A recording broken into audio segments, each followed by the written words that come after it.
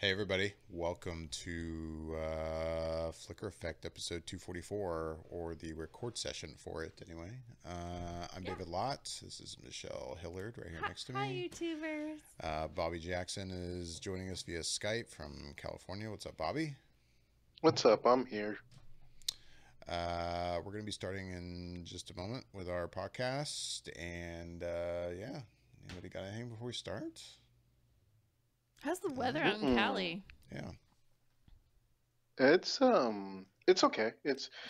I think it rained a little bit the last couple days, on and off. Nothing major, but just enough to make people mad if they were having to drive anywhere. Just because anytime it rains a little bit here, people act like they've forgotten all their driving skills.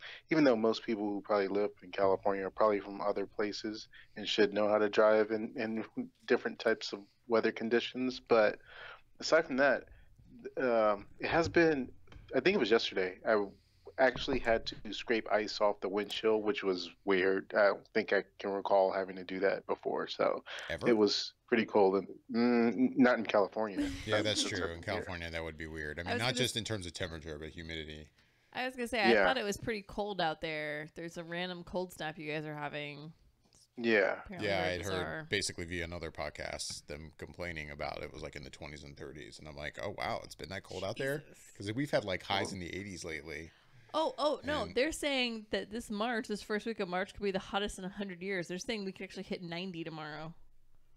oh, tomorrow? Or no, was it ooh. today? I think it was today. They were like, if Because we hit tomorrow the 90, cold front hits, they were and I like, think yeah, if it hits 90, it'll be the hottest March in like 100 years for the state of Florida. I was like, good, seriously? lovely. Mm. So But it could be 90. It could have been 90 degrees today here, Bobby, and you guys were in like the high of the 30s.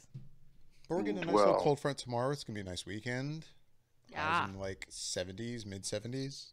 It's like I mean San that's Diego morning weather. time for us. I guess during the day it's been about in the 60s, I guess, low Right. 60s. It's Cool. that hike to the car. Yeah, exactly. It's a rough one. I Anyhow, don't know if you're gonna make it. You need a jacket to go from the outside of from where you going from your house to the car, and then by the time you get to the office, and then you're good. So, first world problems. mm.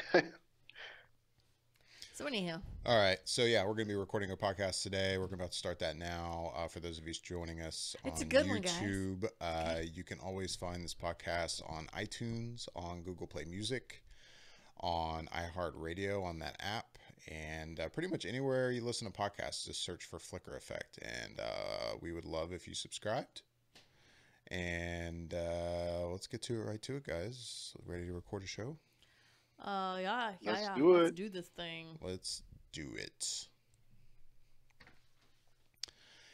It is Thursday, March 1st, 2018, and welcome to Flicker Effect. This is episode 244. I'm David Lott. Joining me this week is Bobby Jackson Hello. and Michelle Hillard. Hello, everybody. Hello. This episode, we are going to be previewing this weekend's Oscars coming up this Sunday night. So we're going to take a look at that, talk about some of our picks, and we'll probably post the rest of our picks somewhere on our website. But yeah, we'll basically just be previewing the Oscars for the second half of the show. First half of the show, we're going to talk about some news. And let's just jump right into it, shall we? First up, earlier today, we got some good news from Marvel. We were previously thinking that Avengers Infinity War was coming on, what was it, May 4th? Yep. And it's coming a Hmm. week early on April 27th. It was announced via a cleverly marketed Twitter exchange between Marvel and Robert Downey Jr. Basically, I guess I don't have the tweets right in front of me, but they tweeted something along the lines of like, "Is everyone excited about Avengers coming on this date?" And he was like responding with, "Hey, is there any way we could get it earlier?" And there was this whole back and forth, and they were like, "Hey, whatever you want, sure." Now it's on April 27th, and it actually is on April 27th. Yeah.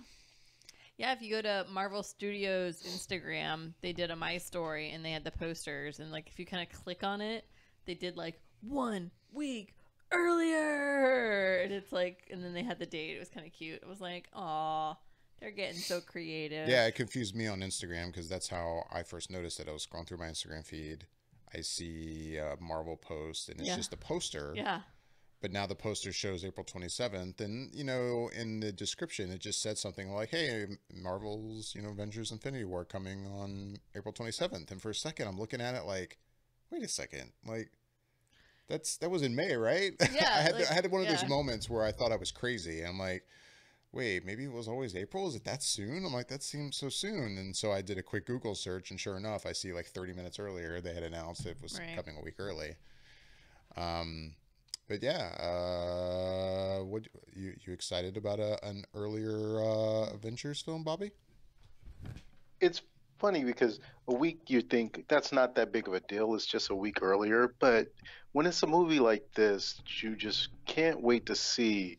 Just that week means it feels like it's moving it up a month because it literally moves out of one month into another month. But There's it's something just about a it being telling. in a You know what it's like? It's like if you see something and it's in the store and it's selling for $99.99. yeah It feels so much better than having to pay that extra when you see the tag says 10 $100. or yeah. It's just a trick of the mind, but it feels better to think that you're getting something um, that benefits you. And so in this case, it feels better knowing that I get to see Avengers Infinity War a week earlier than what it was on the schedule for. Yeah, it gives Avengers like an extra week of breathing room, staying away Mm-hmm. from Deadpool 2, Mm-hmm. which is coming on May 18th, Mm-hmm. and then Solo: A Star Wars Story coming on May 25th. Which of course benefits Disney, in both cases, giving Solo: A Star Wars Story more breathing room away from Avengers. Yeah. Um, but yeah, I think it's great news all around. Obviously, No, yeah, it feels like And I'm like, wow. So we're gonna have Easter and then like Avengers. Boom, it's here. Sweet. Awesome. Like I feel like that makes it seem so much when we're like, oh, it's just right around the corner. This is gonna be amazing. Like, well, awesome. Like it's really bizarre how literally just a week feels like, wow, we've just earned like a month. right? it's funny too because on the heels of hearing about the Avengers moving up, there was another article that talked about Disney planting its flag for some more Marvel movies because they mentioned that we had a Marvel movie scheduled for August 7th of 2020, and now it's moved to July 31st of 2020. And then they have 6 more dates for May 7th, 2021, July 30th, 2021, November 5th, 2021, February 18th, 2022, May 6th, 2022, and July 29th, 2022. I don't know what those movies are, but they're already planning their flag Right. for it. So, yeah, we got a lot of stuff coming up. So yeah, that's where I was going to go next with all those new dates they announced. You mentioned all the untitled Marvel stuff that Disney announced all the way up into 2022. It's funny when I looked at this list, I don't think I had realized, and correct me if I'm wrong unless I'm missing it, but I'm like, it's sad that a whole year without a Marvel film feels like so long, but it looks like, yeah, because we get Avengers 4 on May 3rd, Mm-hmm. 2019, which was a previously Right. announced date. That's not new.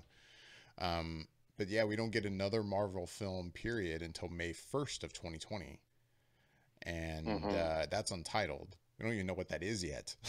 Right. God, that could be almost anything. And it's just, Jesus. I'm like, oh, wow, that's a whole year. And there's nothing. I'm so used now to getting like 3 Marvel films a year. And I'm so Wait, now you, spoiled. you did say May 1st of 20. 2020? Yeah, 2020. 2020. So wouldn't that be, unless you have it there, I don't know, but wouldn't that be Spider-Man 2 Homecoming? I don't know. It's just right now it's not titled. It's just Right. still untitled Marvel. Hmm. Because they did say the first 2 movies to come out after the last Avengers movie would be Spider-Man Homecoming 2 and Guardians of the Galaxy 3. Right. Or Well then 3, yeah. yeah, I could see Guardians almost being the May 1st, 2020, and then Spider-Man being the July 21st, 2020. As weird as it is. Only cuz I feel like Guardians has a thing about like May. Right? I I thought they thought were those are always usually in the August. summer. Sort of. Yeah. Oh, Yeah. well, then maybe it is the other way around then. Um, I'm trying to look it up. I know Slash Film tried to kind of predict It's not what that some really of that. those dates were, It's and not really yeah, that if you have important. Slash Film right now, they're predicting that Volume 3 is on May 1st. Uh, and they have a Black Widow solo movie on July 21st. Wow, they 2020. are brazen with that one. So yeah, Hmm. it's funny because yeah, they don't even list the sequel to Spider-Man on here, which yeah, I don't know. Anyways, Anyways, Well, maybe could be because it's still a Sony movie. I don't know. yeah, I Maybe. don't know I don't either. know. I don't know. It's in that weird gray zone where it's really Sony, but it's Marvel produced. Yeah. And anyway, of course, there's a lot of other dates that Disney So announced, many. including a crap ton of untitled Disney live action films. yes, I see that. I'm looking at this list and I'm like, that's a lot of live action. And I mean, I Holy think it's crap. quick to assume when you see these that you're thinking, oh, it's these like animated to live action stuff, Right, but right, it's right, right. obviously going to be other stuff too. Because Right. like you look in November of 2022, and there's an untitled Disney live action film on November 4th, and then another one the next week on the 16th. I'm like, Wow. yeah, Wow, look at that. I mean, so it's obviously all these live action dates that they've nailed down. Shit, they probably don't even know what the hell these are. They're just like, hey, we're gonna snag these dates. Who Right. knows? Like I'm loving the untitled Pixar, untitled Indiana Jones. I'm like, oh god, this is getting a little crazy out here. Yeah. But I mean, it is interesting to see the dates for, say, Guy Ritchie's Aladdin, John Yeah. Favreau's Lion King, Kenneth Branagh's Artemis Fowl, which apparently those are really good books, by the way. Yeah, what is it? Untitled Disney Fairy Tale. WTF is that? And then after that is Frozen 2. So I'm like, well, it's not Frozen 2?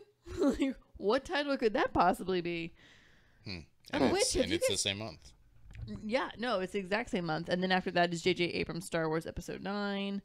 And you go down a little bit, you got Nikki Caro's Mulan. Like, and so I'm just like, wow, there's a lot of live action listing here. Anywho, so yeah, no, it's craziness. So Have you yeah, heard the news coming out for Frozen 2, by the way?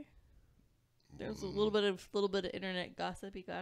I think I just came across something this week about a song, but that's all I saw. Well, there's I apparently try to stay away from Frozen news. I just don't care. uh, But please, and the sad thing is it obviously wasn't that fascinating to me because I didn't click on any of the articles, but I saw a few articles and they're kind of like, so could Elsa have a girlfriend in Frozen 2? And I'm like, wow, is Disney going to make that leap? Are they really going to go there? Like officially go with that? Like, especially on a property that is like their pinnacle right now. They're in terms of Oh. the animated films, it's untouchable right now. right? Still. And we're Mhm. talking, we're years out now at this point. That film is still rolling in the money. Right. So yeah, I was like, wow, it's not like it's controversial. It's controversial for Disney. Like I'm saying, it's not Yeah. controversial in the real world. Like I'm like, yeah, whatever. So and so's got a girlfriend, Hey, but whatevs. do it. But in Disney World, I'm like, hold the phone. Like that's major gossip for Disney. Anyways, Well, nice setup for a segue, Michelle. Because talking about Disney animated films, there was a Oh, new trailer this week. there was. Ralph Breaks the Internet. That dropped yesterday, didn't it? It dropped yesterday morning on Good Morning America. Oh, those GMA tie-ins. Those GMA tie-ins. gotta get that last 10 minutes of GMA in there. Yeah. So Ralph Breaks the Internet, which is Wreck-It Ralph 2, if you're wondering. The trailer dropped yesterday. I guess footage for this was shown back at D23, and I'll get to that in a little bit. But anyway, the trailer dropped. I'll just start off by saying I was watching the trailer. It's fine. I like Wreck-It Ralph, first of all. I think it's a good movie. I don't think it's amazing. I feel like a lot of people really, really love that movie. And I don't begrudge them at all. I get it. It's fine. I don't know. I guess maybe I just didn't quite have that reaction to it, but I think it's very good. With that said, so I'm watching the trailer for this, and I'm like, okay, cool. This seems cool. They're going to be on the internet, blah, blah, blah. This is interesting. This could be funny. But then the basically the end of that trailer is this scene cut from the movie, which was incredibly well done. It's hilarious. It's hilarious. Like, oh, so overall, then I was like, oh my god, that was a great trailer. Even though most of the trailer, I was just like, okay, whatever. Most of the trailer, I could have left it. But the end of that trailer was amazing. So now, of course, I'm like, oh my god, I can't wait to see this movie. But well, hopefully, the rest of the movie is actually that good. Yeah, I was laughing out loud when I watched that. Oh yeah, it was absolutely hilarious. I was just like, oh my god. But yeah, I'm with you. Like, I feel like the trailer kind of didn't do a lot for me until the end, and I'm like, that was hella funny. Like, I was laughing out loud. I was like, holy crap, that was good. Yeah, that was good. And I'm not a hater on Wreck-It Ralph, the first one. I feel like the movie kind of got really, really slow in the middle for me. Like, it lags hard for a while. But overall, I enjoyed Wreck-It Ralph. Right. So now that I've seen this trailer, I mean, I'm looking forward to this film, and that I'm like, yeah, there's going to be some good jokes here and there, but this one doesn't have me as amped as other films that are coming out, that Disney's doing, other sequel films that they're doing right now, or Pixar, I should say. So yeah, that's where I'm at on that. Bobby, did you watch it? Any thoughts? I did watch it, and pretty much along the lines of what you guys are saying. It looks like it could be pretty funny and good. I actually never saw the first Wreck-It Ralph, so I am not able to speak on the quality of it. But like you said, a lot of people did seem to love it. It was one that just slipped through the cracks because I had every intention of seeing that movie. It looked like it'd be right up my alley with all the video game stuff. You would like it. Just missed it. Yeah, I think there's definitely some major aspects in that film that you would just be like, oh my gosh, like all the little Easter eggs that are all in it and everything. You'd be all about that. Yeah. Yeah, from what I've heard, I definitely feel like I would. I just, once something slips through the cracks for me, it's pretty hard to catch it again. It is. I think the one thing that also hurt I don't know if I'm putting this correctly, but kind of hurt my experience watching this new Wreck-It Ralph trailer was watching the first half of it and how, okay, now they're out on the internet. And it's funny because I have only very recently watched parts of, and please forgive me for saying this, I've seen parts of the Emoji Movie because of my kids. And I think it's on Netflix. I'd have told my kids no. Pretend that movie didn't exist. But I think it's on Netflix. Yeah, it's on Netflix and right now. Say, your kids love their kids' account in Netflix. Right. So, I mean, if it's hard to avoid. It's super hard for them to avoid anything new in Netflix, like in the kids section. So, having seen parts of the Emoji Movie, and then I see this beginning of Wreck-It Ralph, or Ralph Breaks the Internet, it's kind of reminiscent of that. Because they're kind of, in the Emoji Movie, they're kind of traveling around within this phone, within apps. Mm-hmm. And it's kind of the same routine where they're experiencing these different things in apps and stuff. And here they're seeing all these different things on the internet. So in a way, it kind of reminded me of that. But anyway, obviously, this seems like it's going to be done incredibly better in the Emoji Movie. I'd easily place money on that bet. Oh, yeah, anybody would. But anyway. Yeah, so Wreck-It Ralph, or as I said, Wreck-It Ralph 2, Ralph Breaks the Internet, comes on November 21st, 2018, if anyone's interested. Happy Thanksgiving! I think a lot of people will be interested for sure. Yeah, I think so. That thing is going to make some freaking money on Thanksgiving weekend. Are you kidding me? What I'm curious about is I had heard on another podcast, going back to the D23 thing, that apparently, I guess at D23 they saw this whole scene from the movie. And they were very careful to not spoil whatever that was. Mm-hmm. And I thought it was interesting considering that this trailer even included what pretty much seemed like a good chunk of a scene in it with that whole end of the trailer. Yeah. And the way they were talking about this scene, like, it just seems like it was so well done. And I'm like, well, fuck, what the hell was this? I'm so curious. Right. Anyway. All right. Moving on. So I was kind of curious if everyone. Oh, I like the reaction, Michelle. I haven't said anything yet. If everyone has seen this apparent first look at Shazam. Mm-hmm. So Michelle, your boy is going to be Shazam in a new film. Yeah. Who are we talking about? Zachary Levi. We're talking about Zachary Levi. When does that movie have a date, by the way? It does. I want to say it's March of next year, but I Don't quote me on that. I'll look it up as we talk about this. But anyway, Okay. they're filming the Shazam film right now, and on Reddit, a photo leaked of what appears to be Zachary Levi in his Shazam costume. It should be pointed out, if you haven't seen the image, you can't see the front of his face anyway. Yeah. It's kind of a side shot. Looks like he's in a mall. Yeah, it does. Yeah. Looks like a shopping mall or something at Christmas time. And he definitely looks like Shazam. I don't know how else to describe this image. um, it is interesting too, because I get that he's been working out, right? He has. But it's funny. You look at the picture of his arm, and it does look fake. It looks like he's wearing padding in his arm. Yeah. I don't know if he actually is, but it sure looks like it. I was going to say, I know that because I follow him on Instagram. So he's been working out a lot more. He's definitely been putting on a lot more muscle.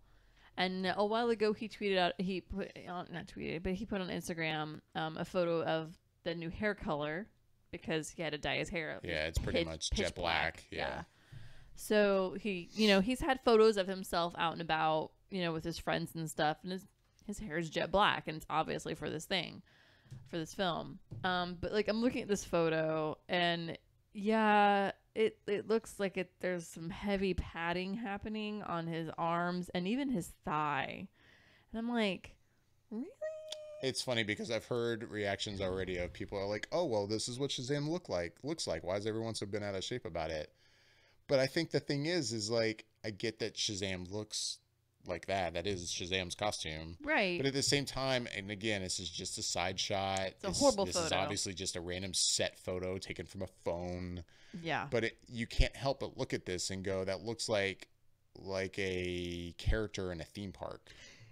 Yes. That looks like somebody playing the role Yes. of Shazam at Disney. They're playing You the know. Shazam role for the film in the park. Yeah, for Meet and kids, greet. you know, signing autographs. That's what this looks like. Yeah, the costume looks mediocre. Yeah, but In anyway, this photo in this that photo, somebody took from their phone at their hip. I mean, like, you could tell, like, they were like, I'm going to sneak a photo. Click, click. You know, like, it was very, you could tell it wasn't like. so Bobby, you've seen the photo.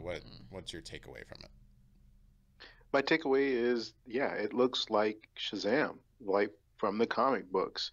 And I think what people were saying is, or at least trying to express, is that they want it to look like Shazam from the comic books, but in a way that looks like it could work in the real world. Right. And this looks like it's more just straight from the comics without Yeah. any kind of um, real world filter put on the costume to make it look maybe a little more muted, or in the same ways that they've done with the other superheroes at this point, where they've made it look more realistic and believable to be in the real world.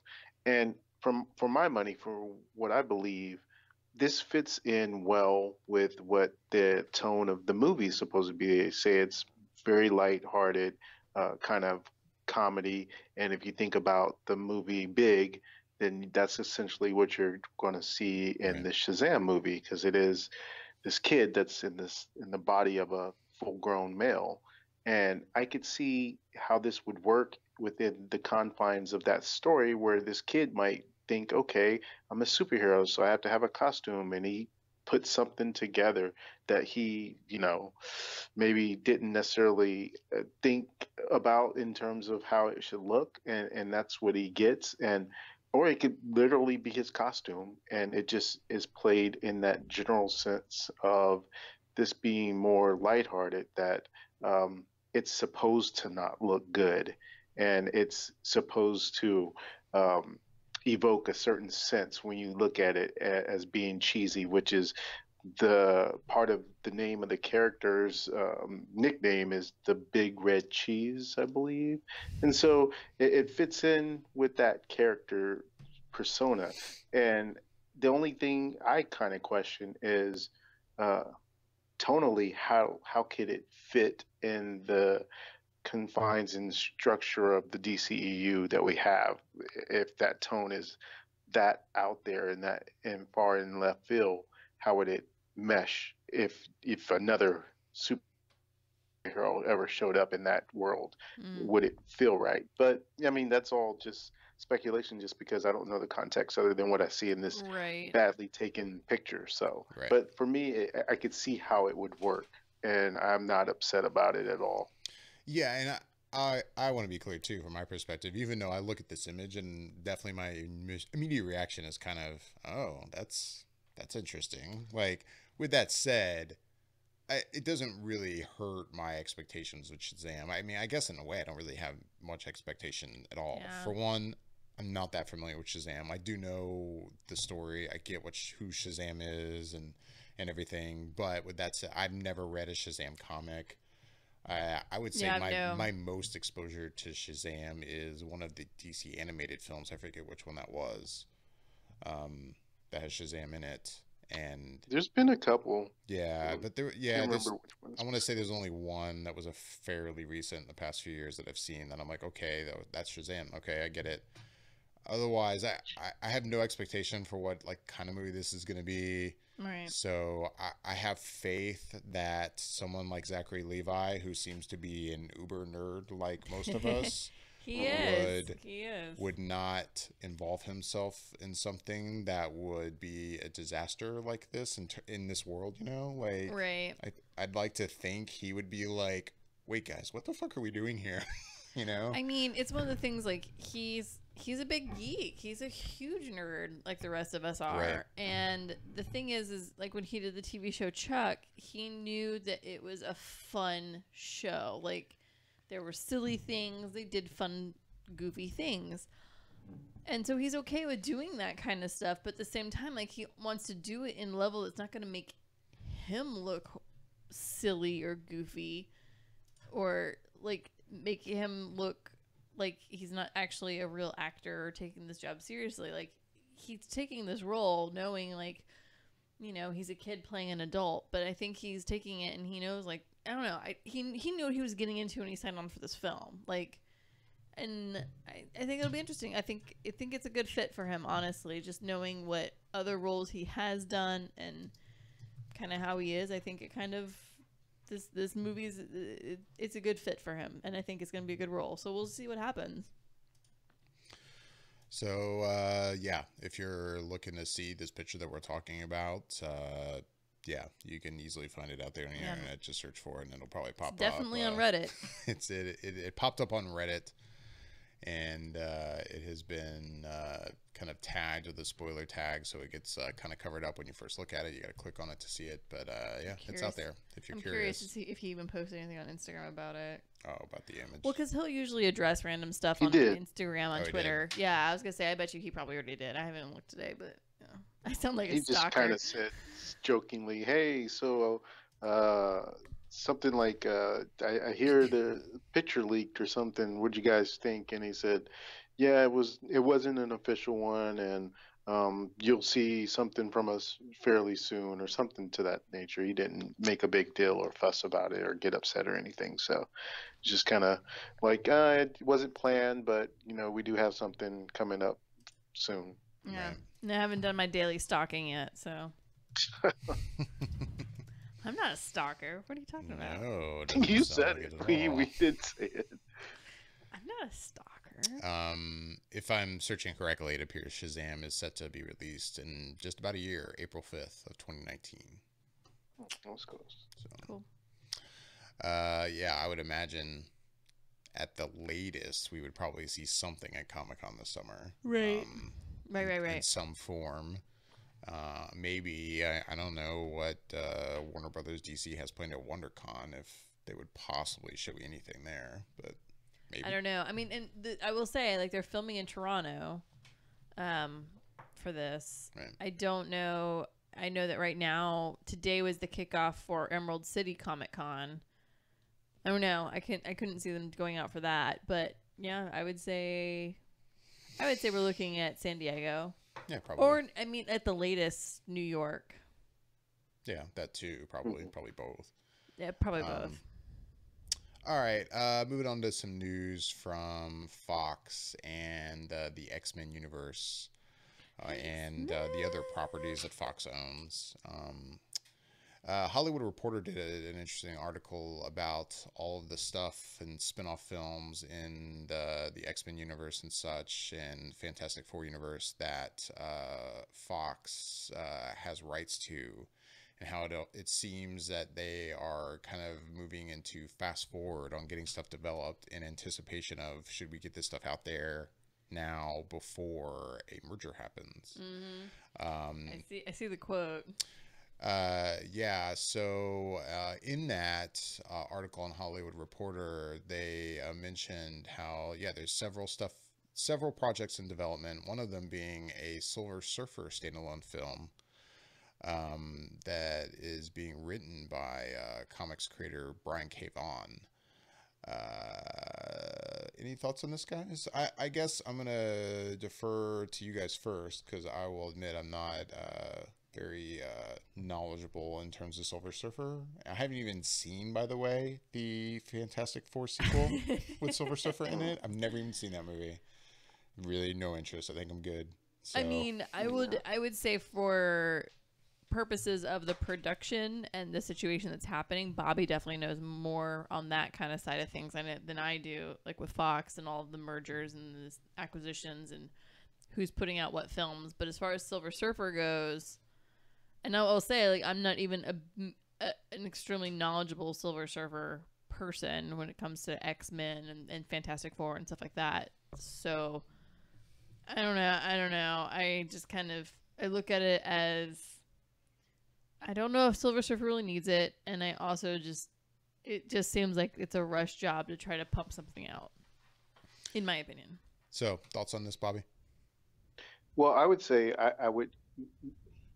I would probably agree with you, Michelle, if the name Brian K. Vaughan wasn't attached to it, because anyone that Yeah. knows comics or knows of his body of work will understand that this guy writing a Silver Surfer movie means that it will be very legit if Fox lets him do his thing, and they really take it to his way of doing it in a serious sort of manner. Not saying that the movie itself has to be serious, but I mean that he Right. would treat the character the way it should be treated. Because just some of the things that Brian K. Vaughan has done that people have loved. He wrote Why the Last Man. He currently writes Saga, which is always like at the top of comic book sales list. It's just been going on for a while, and people really, really love that comic. He created Runaways, which is currently on Hulu and has Right. been doing well on Hulu. That's what I know him He wrote from. for, what's that, I said Michelle? that's where I know his work from, is Runaways. Yeah. Yeah, So and so go ahead. no, I'm agreeing with you. I think that's my only Mm. hesitation for this whole thing is, well, that's a big name to put out with in conjunction with this idea. Yeah, and I think on the TV side, he did 3 seasons of Lost, Mm-hmm. and he also was the showrunner for Under the Dome, which I didn't really get into, Yeah, I but didn't get into that it one. did last for a few seasons.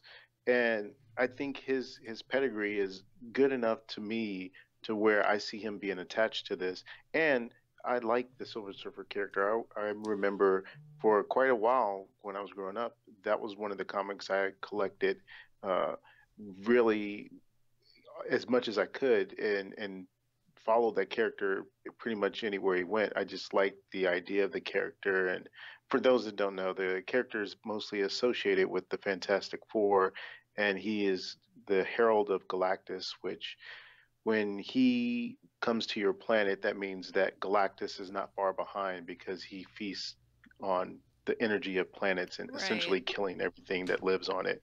And Norn, oh, look at me calling him by his his slave name, Norn Rad, uh, or Silver Surfer as people know him. He's always been conflicted about it, but once he lands on Earth, that's when he really stands up to Galactus and Right. says that he's not going to be his herald anymore. And that all ties in with Fantastic Four. So the character's always been very interesting as a study, as this very, very powerful being, and doing this job that he doesn't really like to do. And it lends itself to something of a galactic space uh, thing that Fox doesn't currently have, but you could see with Marvel how well it pays off with their Guardians of the Galaxy. So Mm-hmm. I can see this working pretty well if they decide to keep it as a space story as opposed to trying to base it on Earth. And they don't. I don't think this movie could work well enough where you don't have to necessarily see Galactus in the movie, other than you just know that he has this master that he serves and that he can't really Right. get out of the job that he's doing. But I think it could work, especially with Brian K. Vaughan attached. And as you guys said, with Fox looking to push out as much as they can, as long as they don't rush this one, I think they could have something pretty cool on their hands.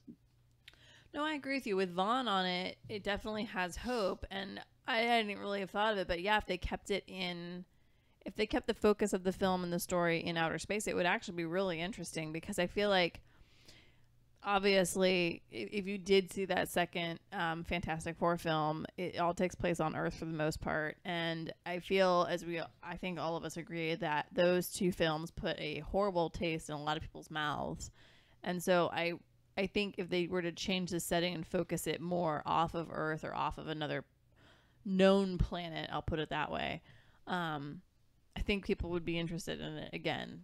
But I feel like if they defaulted to like an attack on Earth or whatever, like, it just I think people are just gonna be like, you know what, we've seen this, we've been there, we've done that, and Mm. so we'll see. Cool. One last bit of news before we move on. And Bobby, you're kind of more knowledgeable on this than I am, but there was some news this week about and some backstory to this. So, as we all probably know, Time Warner was agreed to be purchased by AT&T Yes. back in October of 2016, I think it was. The government's been trying to block that, it Yep. seems, the whole time. I forget which one. I think it was the Wrap had reported that a source told them that if that does not go through, it seems that then Time Warner may break up some aspects of its business, including Warner Brothers and DC. Bobby, you want to kind of go from there? Yeah, exactly. It's pretty much in a nutshell exactly what you just said. So the crux of the story is really what would happen to Warner Brothers DC, who would buy that, and people on the internet always love to jump to the most ludicrous Speculation, crazy rumors. conclusion, Mm-hmm. and they were saying, "Oh, Disney can buy Warner Brothers What? and own DC, and then you have Marvel and that would never happen. I don't think It's Disney would just no ever do way. that. I don't. Assuming even if they are able to buy, if Disney is able to buy 20th Century Fox, if they Exactly. did have that, there's no way the FCC or anyone would let them buy Another major the studio, and Right. yeah. I mean, There's if the just no government's already way. There's no blocking way. this one, there's no way they would let Disney get away with that. Hell no.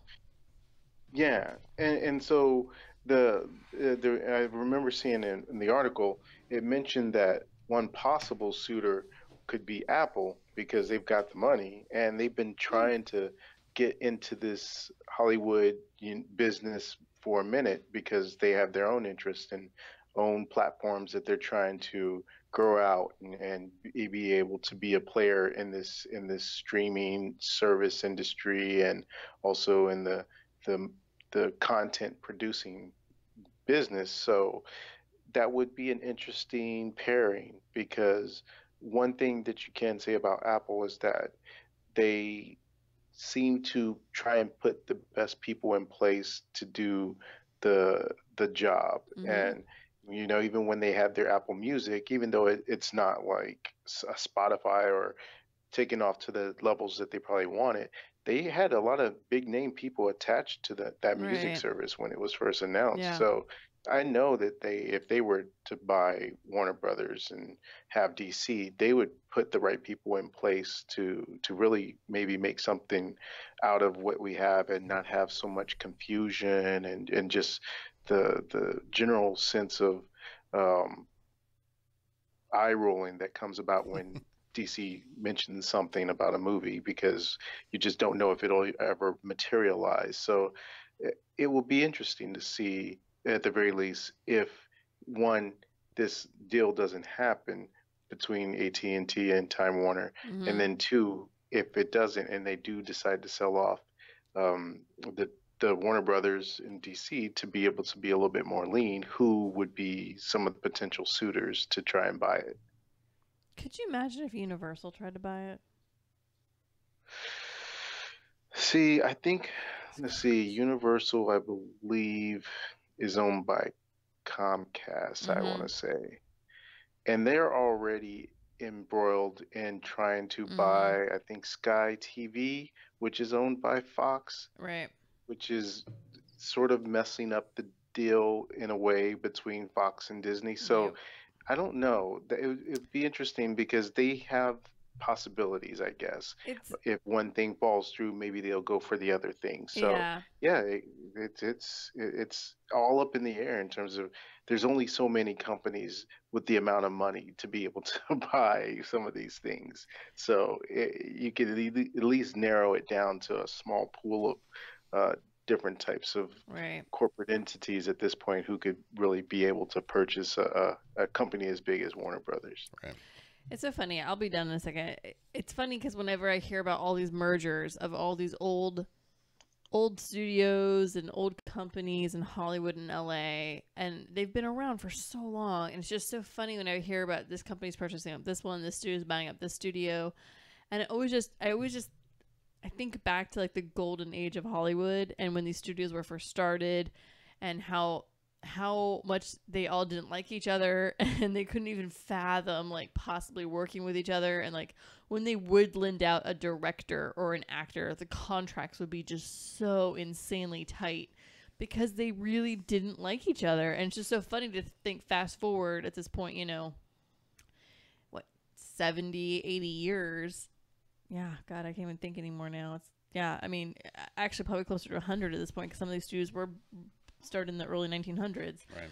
Like to think of these studios basically owning each other, I'd be like, God, these people must be rolling around in their freaking graves, like being like, oh, my studio is owned by that one. Oh, Jesus, like and Hmm. I think about just old Hollywood and just seeing how it used to be, and now it's like it's really just kind of under like 4 or 5 different umbrellas. That's about it now. Instead of Right.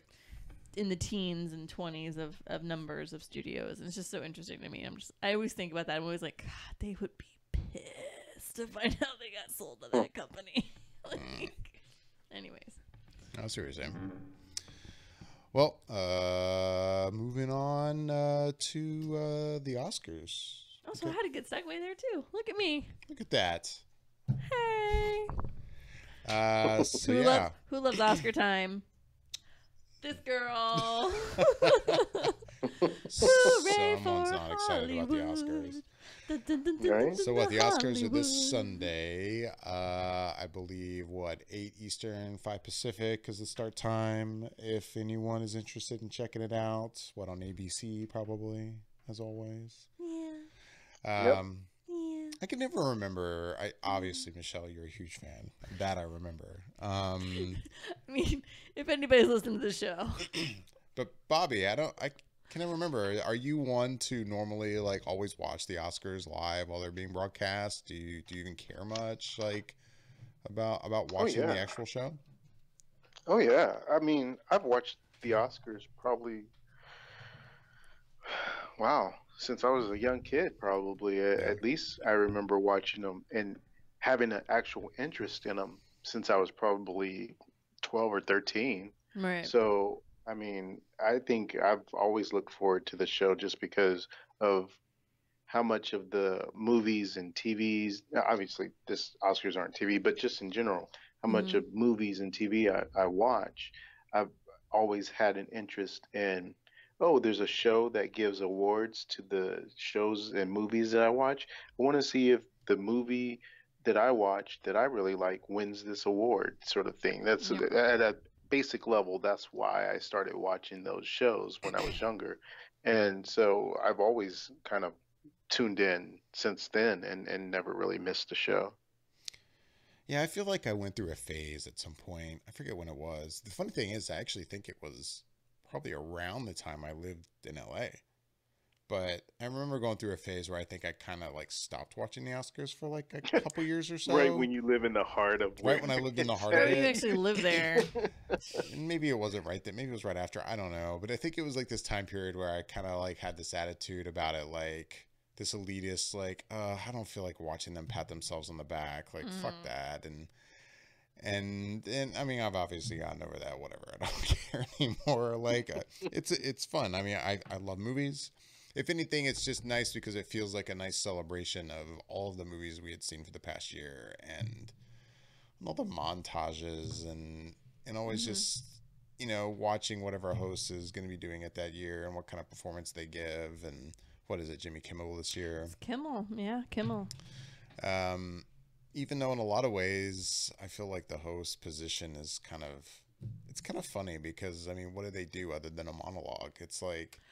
I mean, I feel like it's really gotten whittled down over the past few years. Like, I feel like the host used to be so much more involved in the show aspect, like in between announcing the presenters, and then they would do so many more skits. I feel like they used to be far, far more involved, and I feel like in the last few years they've really gotten away from that. And they do their monologue, and then they might have like 3 skits throughout, and that's about it. Right. Like, it's totally different. Like, and I remember, you know, for me, it was the old school. It was Billy Crystal, and that was a lovely, lovely time for Oscars, you know. Yeah, and yeah, like I used to watch the Oscars when I was a kid, and I couldn't even tell you when I first started, but I could tell you almost the exact Oscars I actually started really giving a crap was around 92, and that was when Beauty and the Beast was nominated for so many Oscars.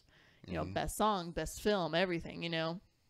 So I think that was the first year that I was like, I really connect because I loved Beauty and the Beast, and Beauty and the Beast is nominated for all these things. Right. And so I think that was the first year I really was like officially like hooked in a way. But yeah, like, I mean, I'm used to the Oscars of the 90s, and it's just much different than the Oscars that are now, I would say, for sure. But I still like watching. Cool. Well, yeah, again, they're this Sunday. Normally we always do kind of our predictions and kind of have a little bet, and we're still going to do that. We're What's not going to the bet this year? Is it still lunch at Comic-Con? Yeah, lunch or dinner at Comic-Con. Why not? Unless you guys have a different idea here. Mm-mm. No, I like No. that. We're all probably going to be at Comic-Con, or yeah, we should all be at Comic-Con. So it's a nice moment when we're all together, and whoever wins. Well, yeah, like, so wait, with 4 of us doing this. Basically, the other 3 people will pay for that person's meal or whatever. Yeah. All right. That's why I drink when I go to Comic-Con.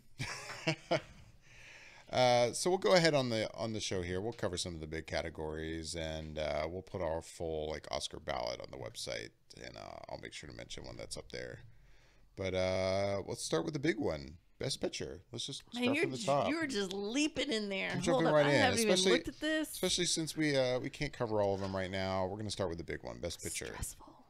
I can go through all the nominees if you guys like. What do we have? I would say for Best Picture, you can go through the 9 nominees nominees this year. We've got Call Me by Your Name, Darkest Hour, Dunkirk, Get Out, Lady Bird, Phantom Thread, The Post, The Shape of Water, and 3 Billboards Outside Ebbing, Missouri. I mean, I could sit here and use the bowl to pick who I'm going to ask first, but I'm just going to ask Bobby. Bobby, what's your pick for Best Picture? Yeah, I mean, it to me comes down to 3 Billboards and The Shape of Water. So, I mean, it's really a toss-up, but I'm gonna go Shape of Water. Michelle, what's your thoughts? I know you're picking on the fly. You seem very stressed about this. I'm so stressed. You didn't prep beforehand. Crazy stressed. Yeah, I'm with Bobby. I think it's between 3 Billboards, Shape of Water, and honestly The Post, because I feel like The Post was just such Oscar bait. And I loved The Post. It's my favorite film of the year. Like, I love The Post. But yeah, I almost feel like you could coin toss Shape of Water, 3 Billboards. I would say they're going to go with Shape of Water because it's slightly more of a feel-good kind of a movie. Barely. But the thing is that 3 Billboards has cleaned up at the Golden Globes and at the BAFTA, and so I I think I got to go 3 Billboards. Yeah, I would say this category this year is the most interesting it's been in a little while. Yes. It's the toughest it's I been in a agree. while. And in the end, I mean, I could sit here and kind of talk about all these different films, but I think it still comes down to the same 2 films you guys are talking about: Shape of Water and 3 Billboards. 3 Billboards because, as you just mentioned, Michelle, it's already been picking up a lot of awards at the BAFTAs and at the Golden Globes. But in some ways, I also feel like that 3 Billboards isn't the safest movie to pick, in that it's got some drama around it. I agree. And Shape of Water does not. So A little bit. I mean, I not as much as 3 Billboards. No. No, but I think where the balance comes in will be in the next category, which is director. But take your pick. Yeah. So all in all, though, it's really tough for me trying to win a bet to pick here. But I think I'm going to go with Shape of Water. Because, I mean, I picked 3 Billboards as my favorite. Oh my God, he's shaking it up in here. That's not really shaking it up. We in California, I feel an earthquake happening. Yeah, I'm going with Shape of Water. But I don't know. If it's 3 Billboards, I will not be shocked at all. If it's something else, though, like if I had to pick a third, I'd probably go Dunkirk. Honestly, I could see that. I could see that too. I mean, if Shape of Water wins, I'm not gonna be shocked by that in any way, shape, or form. I'd be like, it was basically Shape of Water. Right. I mean, like, yeah, no, I think those are fair bets. I think we all are pretty safe on this one. Yeah, I think so. Director, I'm gonna just go ahead and jump out there myself and say I think Guillermo del Toro is gonna get it for The Shape of Water. I agree. You're with me on I that agree. One? I think we all agree. And that's what I'm saying. I feel like even though Shape of Water is nominated for Best Picture, I don't know if it'll get it per se, but I have a solid gut feeling Guillermo's going to get it for director, which kind of balances that out. And that happens a lot of years. Very rarely is Best Picture and director the same film, same director. It's extremely rare that happens. It has happened, but for the most part, it's usually 2 different. I don't know why. It just seems to be that's kind of the stats on it. And I think that's awesome too. I will be very happy to see Guillermo del Toro go on stage. Oh, hell yeah. And accept an Oscar. I think that's just really cool. I mean, of course, I would also be thrilled to see Jordan Peele walk on the stage to accept an Oscar My little heart. for what is pretty much a horror film. It would be amazing. In the end, I mean, I'm not saying that would be crazy for it to happen, but I don't think it will. I think I would stand up and just start clapping at the TV. I would lose my mind. Well, if we're watching it together, I will Instagram story you standing up. We usually do watch it together, so that's probably going to happen. Yeah. We usually watch it every year. Bobby, you had also said Guillermo, right? I did say him, yeah. Cool. It's a safe bet. He won the Golden Globe. He won the BAFTA. Like, it's I'm not trying to say you should pick the safe bets, but I'm like, it seems it's consistent. Like, it's a consistent thing. Like, this is definitely the favorite. What were you gonna say, Bobby? I was just gonna say we are betting, so you would go. I want the safe bet. The safe bet. I mean, kind of the point. I mean, there's some chances to take some leaps of faith, but in some of these categories, you gotta go with the safe bet. Moving on to actress in a leading role. Bobby, what's your pick on that one? Well, I mean, I feel like we're just gonna keep doing this back and forth thing, but to me, it seems like it would be a lock for Frances McDormand. Yeah. I mean, and again, same thing. I would love if Sally Hawkins got it for Shape of Water. I've heard that I, Tanya's amazing, so I'm assuming Margot Robbie's got to be pretty solid in this. And Saoirse Ronan, I loved her in Lady Bird. I really, really did. But yeah, it's Frances. That woman, she kills it in that film. Like, damn. It was just good. It's a good choice. All right, let's continue to talk about locks. Actor in a leading role, Michelle.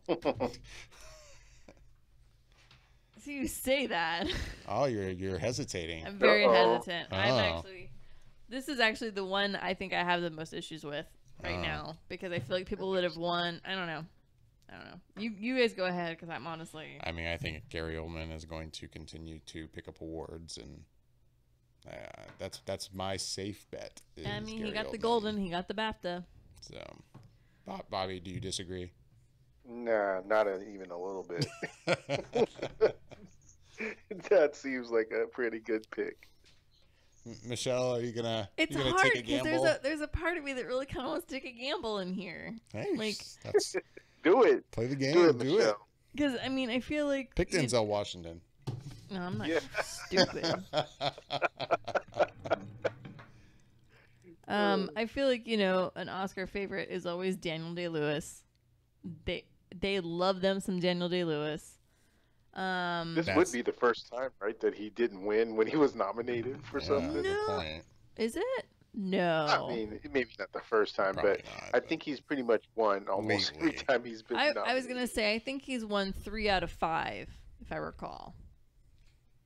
I could be wrong on those stats. Yeah, like whipping those stats right off the top I'm of your just head. doing that out of my head. I'm quickly doing my left foot, and I'm sitting here I'm going. gonna contact the research department. I and was get back sitting to here us in a thinking, second. oh well, Lincoln. He got it for Lincoln, and then I'm trying to remember there was one in the middle, and I don't want to say it was Mohicans, but maybe it was There Will Be Blood. So that's my quick mental stats I have on that. By the way, I love that there's a list of awards and nominations received by Daniel Day-Lewis Wikipedia page. Wow, look at that! This is like a mathematician, statistician's dream. This Wikipedia page. That would give somebody a heart on easily. So he has been nominated 5 times. He has won 3 of them. Oh my god, my stats are right! Nice. Oh! Well, and yeah, that's You not have including the 6th nomination, which is for Phantom Thread. But yes, Dude, look at you. did I pick the right movies? I won for Lincoln. There Will Be Blood in My Left Foot. I even picked the right movies! Damn, I'm good. Well, we'll see how good you are when Yeah. when you pick this dark horse. You still haven't picked Yeah, you gotta your pick this actor one. yet. Sorry. I'm getting all hot and excited that I know my Daniel Day-Lewis so well. Okay. I mean, obviously, I would love it if Daniel from Get Out got it. That would be all. I don't know. I don't want to be the sellout and go with Gary, but I think I'm going to go with Gary. Join So us and go with Gary. Join the dark side and go with All right. How about actress in a supporting role, Michelle? Since you're already. Oh, Jesus. Okay. You're throwing me back under there again. Well, and Talking about again, safe bets. again, this is funny. The safe bet would be Allison. Allison's won it for the 2 major ones that we've already mentioned a million times. I still ridiculously love Laurie Metcalf and Lady Bird. It's hard for me not to root for her because she did such a good job. Although, again, safe bet would be Allison, and I love me some Allison Janney, so I'm picking Allison. I am also picking Allison Janney and I, Tonya, a film I have not seen. I'm with you. Laurie Metcalf was great in Lady Bird, but Allison Janney picks up awards for this. It's a movie I haven't seen, so I mean, what am I to say that she shouldn't get it? And I'm just gonna go with that bet. Bobby, do you agree? Pretty much, because before I saw I, Tanya, I definitely had for Lady Bird, Laurie Metcalf. I for sure thought she locked it down, and then I saw I, Tanya, and I was like, "Sorry, Laurie, maybe you'll have some good luck on Emmy for your Roseanne reboot, but this is definitely going to Allison Janney." And again though, I'm picking Allison. I feel like if Allison wasn't in this category, if that movie, she didn't do that film, I feel like Laurie would be a ringer. I'm looking at this list and I'm just like, yeah, man, that was solid. Although, I would say Mary J. Blige has gotten a lot of love for Mudbound. So it would be interesting to see. It would be interesting to see if Allison wasn't in this running, what would happen in this category. Well, we continue to all agree on things. Let's see if we Oh all God, we're so agree boring. on actor in a supporting role. I'll just start off by saying I'm going to go with what I again feel like is the safe bet, and that is Sam Rockwell in Three Billboards Outside Ebbing, Missouri. Bobby, do you agree or disagree? I wholeheartedly agree. I mean, look, you can't go against what's already seems to be a proven track record. I mean, obviously, we already know he's a good actor, but Right. he's just been getting some awards. So yeah, why not? Would he not get it here at the big show? So I'm going with Sam Rockwell as well. Michelle, I see you marking your paper. I'm going with the Rockwell. Going with the Rockwell.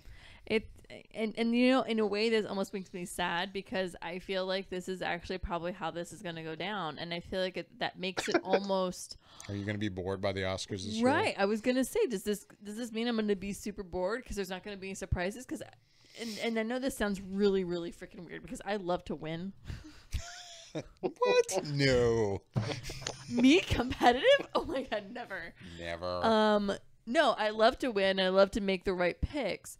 I will say though, there's times I've definitely gone especially when I look at a category and I'm like, oh my god, it's a coin toss, and I'm like, well, this is the one that's been winning, and that's the one I choose, and then it turns out it's the other one. I'm always like, I'm happy for them. Like, I like seeing the shakeup in a weird way. There's a part of me that's like, that's right, you did earn that. I am happy for you. Like, let them have the other two, and you get this one, and life is beautiful. Like, damn straight. Like, I kind of, in a weird way, I like seeing a little bit of a shakeup happen sometimes. Well, that makes sense because well, it's like David said. I mean, as much as we already feel like certain people are going to win as their lock, you just know that if Jordan Peele got up for directing and won Best Director, it would be so interesting because Oh, we're already just feeling that Guillermo is a lock. So it would shake things up, and you would just be like floored. And you know, when those shakeups happen, that's going to dominate the conversation mm-hmm. on Monday. And so Exactly. it's always interesting to see. And then you'll have the people who say, oh, you know, I think they got it wrong or whatever. But it's interesting when the ones that you don't think are going to win end up winning. Yeah. Yeah. I mean, yeah. It would make my heart giddy to see Jordan Peele take the stage. Yeah, and in a lot of these categories, there's people I'm like, oh my god, that's awesome. I'm so happy for them. Like, I enjoy it. And while I picked the wrong choice and I would lose, Right. I'm still like, this is so cool. Like, that's such an amazing moment for that person. Right. So, anyways, I know we got to wrap it up soon, but what other categories did you want to go with, sir? Well, that was going to be it. I was going to say that that's all we're going to cover right here on the air. We're going to do all of our ballots and our bet, and we'll post those. But is there anything else you guys really want to kind of touch on in terms of what you're anticipating? Any other categories you're excited about seeing who wins before we go?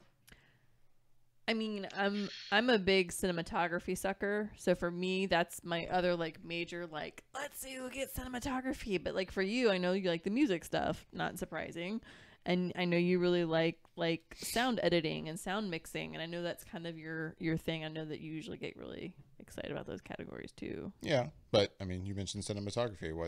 What's your pick on cinematography? And this is such an interesting category this year, David. This year, we have nominated Blade Runner 2049, The Darkest Hour, Dunkirk, Mudbound, and Shape of Water. I know, but what are you picking?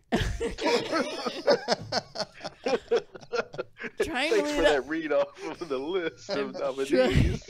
But who you got? She's trying to I'm stall. not stalling. I'm trying to let you know that there are Oh, some Michelle. spectacular films with some amazing cinematography that we should just take a step and moment to appreciate the beauty of what So we is watched it on film. Blade Runner or Dunkirk is my question.